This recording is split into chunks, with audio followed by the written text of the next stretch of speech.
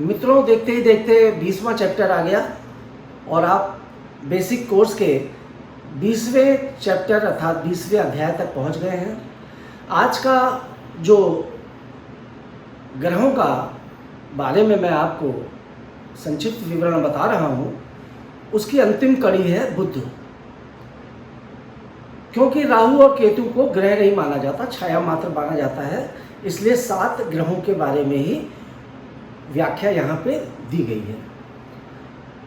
अब आते हैं, सबसे पहले आप से फिर वही बात, पेन निकाल लीजिए, नोट कर लीजिए। तो बुध ग्रह पे के मित्र सूर्य बुध का और शुक्र बुध का मित्र होता है। सूर्य तो अति परम मित्र है, मैंने पहले भी बताया था। सूर्य और बुध एक साथ बैठते हैं तो सूर्य और बुध का बुधादित्य योग बनता है, और सूर्य और बुध की चाल भी लगभग आगे पीछे होती है। कभी भी आप किसी की कुंडली देखिएगा तो आप इस बात पर ध्यान दीजिएगा कि सूर्य जब एक घर आगे होगा तो बुध उससे एक घर पीछे ही होगा। यह नहीं कि बुध बहुत घर पीछे है और सूर्य बहुत घर आगे है, ऐसा नहीं होता। दोनों इतने मित्रता है कि दोनों बिल्कुल हाथ पकड़ के चलते हैं। अमूमन ज़्यादातर वो एक दूसरे के साथ ही रहते हैं, मैक्सिमम टाइम वो साथ ही रहते हैं, और कभी कभी बिछड़ भी जाते हैं तो एक घर आगे सूर्य हो जाता है तो एक घर पीछे बुध हो जाता है। तो मित्रता किसमें है? सूर्य की बुध की मित्रता सूर्य से और शुक्र से है, और शत्रुता किससे है? चंद्रमा से। बुध की शत्रुता चंद्र से है। सम है मंगल, गुरु और शनि।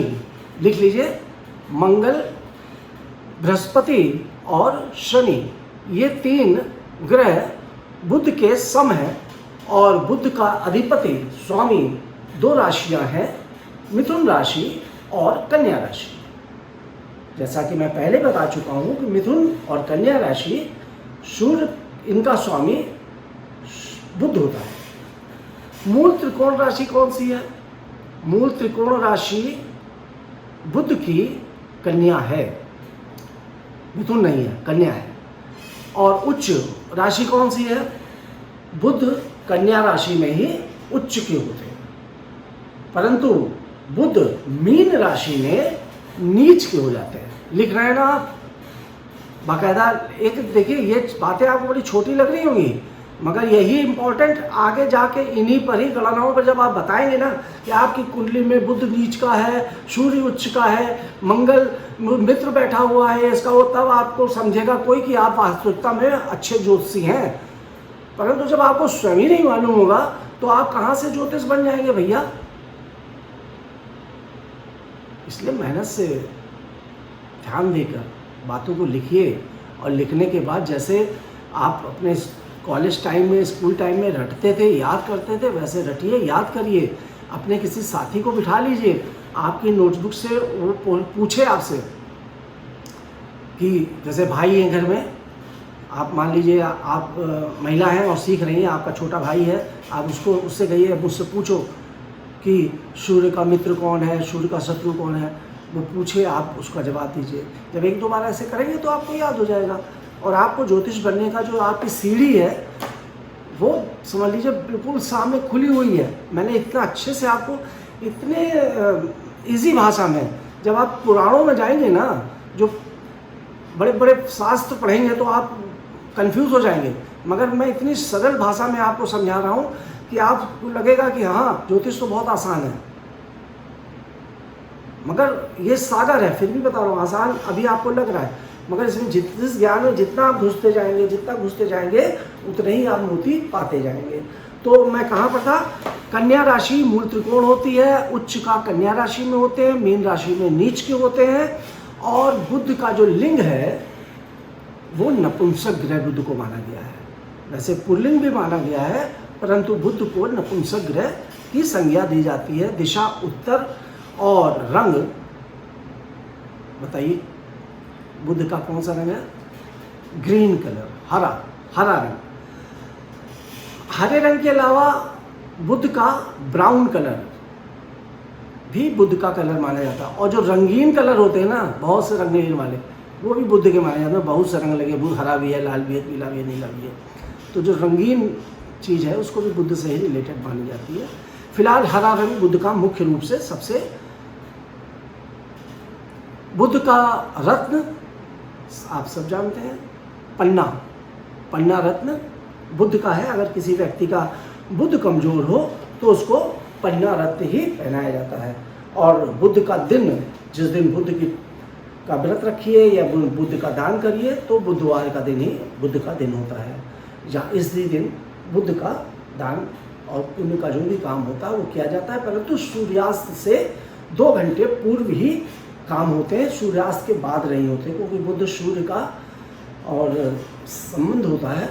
तो सूर्यास्त से 2 घंटे पूर्व तक ही बुद्ध की दान दक्षिणा पूजा पाठ जो भी करनी होती है वो की जाती है। ये सब थोड़ा व्याख्या इसकी आगे बताऊंगा कि इन सब चीज़ों का क्या महत्व है। सूर्यास्त से 2 घंटे पूर्व क्यों की जाती है, और ग्रहों की पूजा अगर बुधवार को इतने समय से इतने समय क्यों की जाती है, इसका अलग काफ़ी कुछ है ज्ञान।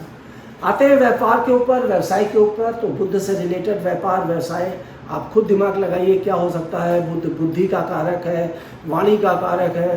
तो अब आप बुद्धि से सोचिए कौन कौन से व्यापार वाले लोग होते हैं जो बहुत बुद्धिमान होते हैं। पहला तो आप ये मान के चलिए कि जो व्यापारी वर्ग है वो सब बुद्ध से रिलेटेड है। व्यापार, अर्थव्यवस्था की जो भी जिम्मेदारी होती है वो बुद्ध के ऊपर होती है। तो इसलिए जो वित्त मंत्रालय है, आर्थिक रूप से चलने वाले विभाग हैं, अर्थशास्त्र से रिलेटेड जुड़े हुए जो काम है वो बुद्ध से रिलेटेड है। चार्टर्ड अकाउंटेंट का काम जो है वो बुद्ध का है। वकालत का काम बुद्ध का है, तो वकील बोलकर ही अपनी बात को सही साबित कर लेता है, भले वो गलत हो। तो ये काम बुद्ध के हैं। एग्रीकल्चर से रिलेटेड काम, जहाँ हरे काम है, हरा एग्रीकल्चर, कृषि से रिलेटेड जो भी काम है ये भी बुद्ध के हैं। जौहरी